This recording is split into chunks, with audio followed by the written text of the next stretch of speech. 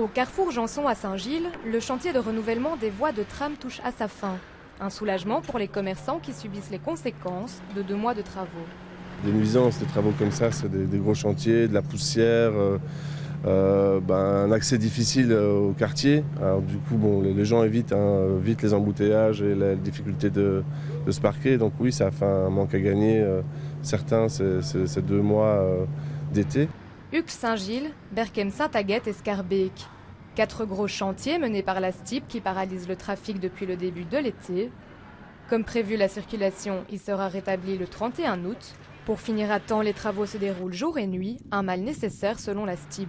Des chantiers qui sont très perturbants et donc on est confronté à 2 logiques. Une logique d'essayer de travailler le plus rapidement possible pour bloquer le moins longtemps possible la circulation, que ce soit du transport public ou que ce soit la circulation automobile. Et ça engendre évidemment des travaux de nuit et des travaux de week-end.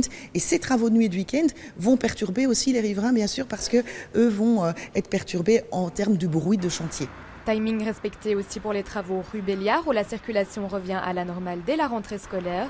Seul retard accusé dans la liste des chantiers bruxellois, le tunnel Montgomery.